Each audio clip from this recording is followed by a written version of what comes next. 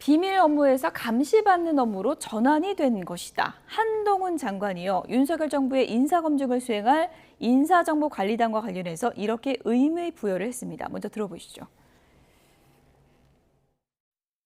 기자님들이 인사검증이라는 업무에 대해서 이렇게 책임자였던 민정수석이라든가 공직기관 비서관에게 질문해 보신 적이 혹시 있으실까요? 저는 없을 거라고 생각합니다. 이제는 그게 가능해지는 거고요. 의미 있는 진전이라고 저는 생각합니다. 그동안에는 민정수석은 국회에 출석도 안 했었죠. 그런데 앞으로는 인사검증이라는 업무 영역이 국회에서의 질문을 받게 되고 감사원의 감사의 대상이 되고 이렇게 언론으로부터 질문받는 영역이 되는 겁니다. 과거에 있었던 그 정치 권력의 내밀한 비밀 업무라는 영역에서 늘공들의 통상 업무로 감시받는 통상 업무로 전환되는 의미 있는 진전이라고. 네, 소통용 아니냐, 왕장관 아니냐 이런 논란에 대해서 한동훈 장관이 오히려 투명해지는 것이다 이렇게 반박을 했네요. 네, 저는 이것이 이제 과거 정부 운영에서 나타났던 문제점을 진단하는 것까진 맞았는데 새로운 대안이 맞는 것인가 이걸 좀 따져봐야 될 것 같습니다. 그러니까 과거에 인사검증 업무를 민정수석실이 하고 있었고 청와대에서 민정수석이 너무 권한이 컸습니다. 심지어 5대 권력기관을 통할하는 그런 위치에 있었는데 근데 이제 감시를 받지 않았다라고 하는 것은 단적으로 얘기하면 국회에서 출석을 안 해도 되는 그런 또 자리였었어요. 과거에 박근혜 정부 때의 우병우 민정수석도 그랬고 문재인 정부 때의 조국 민정수석도 그랬고 야당에서는 계속해서 국회 나오라고 하는데 다른 대통령 비서실 관계자들은 다 나가도 민정수석만 쏙 빠지거나 이런 경우들이 많이 있었거든요. 근데 민정수석과 달리 법무부 장관은 국회에 출석해야 되는 의무가 분명히 있는 자리고 또 인사청문회도 거치고 이런 자리인 것은 맞습니다. 근데 문제는 이제 민정수석실이 하던 일을 법무부로 옮기는 것이 맞느냐 여기에 대해서는 또 다르게 접근을 해봐야 되는 거거든요. 그러니까 다른 뭐 인사혁신처라든지 인사 관련한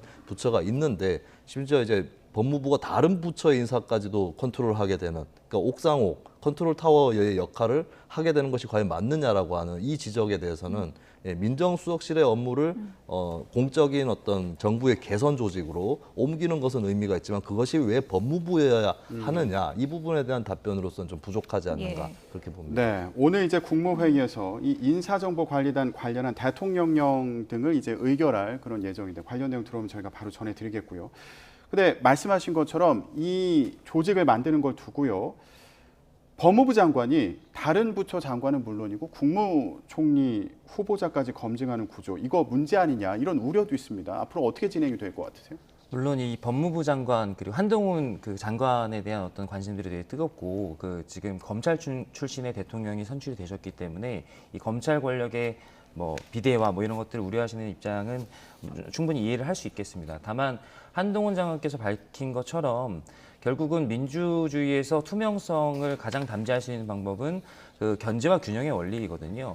과거에 민정수석실에서 하던 그런 어떤 내밀한 업무들, 인사검증이라는 게 워낙에 그 조심스럽고 내밀한 업무이기 때문에 비공개로 처리되었던 부분들이 많다면 지금 이제 새로 추진되고 있는 인사정보관리단 같은 경우는 분명히 국회의 견제와 감시를 받을 수 있는 그리고 청문회에 출석해서 그 하고 있는 업무에 대해서 어떤 그 입법부의 감시를 받을 수 있는 그런 기관이 될 수 있기 때문에 오히려 과거보다도 더 투명하고 공개된 그런 일처리 그런 업무가 가능하다. 이런 측면에서 분명히 장점을 가지고 있는 제도다 이렇게 볼 수 있겠습니다. 인사검증 기능이 법무부로 가는 게 맞는가 이 부분에 대해서 앞에 좀 짚어주셨는데 지금 이제 권한이 어디까지 가는가 이 부분도 논란입니다. 지금 뭐 대법관 후보자까지 인사검증 대상에 포함되는 거 아닌가 이런 얘기가 나오고 있거든요.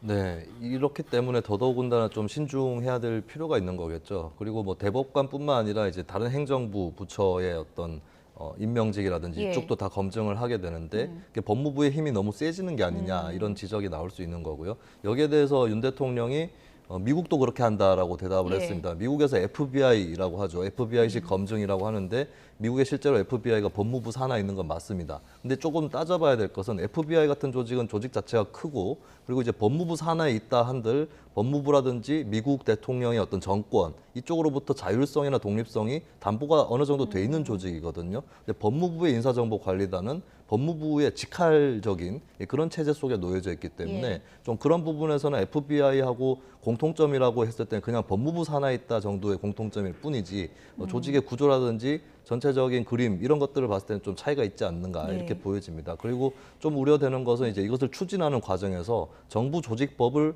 국회 논의를 거쳐서 개정하는 방향이라기보다는 시행령을 통해서 이것을 예. 강행하는 모습을 보여줬고 그것 또한 입법 예고를 이틀밖에 하지 않는 이런 너무 빠르게 진행이 되고 있거든요. 사실 이 문제에 대해서 정부조직법이나 검찰청법의 개정이 필요하다는 목소리들이 있고 그것이 이제 옳고 그름을 떠나서 논의를 좀 충분히 해봐야 되는데 이렇게 빨리 진행해야 될 필요가 있느냐 예. 이런 지적들은 좀 윤석열 정부에서 아프게 새겨야 될 것이라고 봅니다. 지금 열리고 있는 국무회를 이제 거치게 되면 다음 주에 이제 출범할 것이다 이런 전망이 나오고 있는데 논란은 당분간 좀 계속될 것 같습니다. 지금까지 곽관용 국민의힘 남양주을 당협위원장 김수민 시사평론가 두 분이었습니다. 고맙습니다.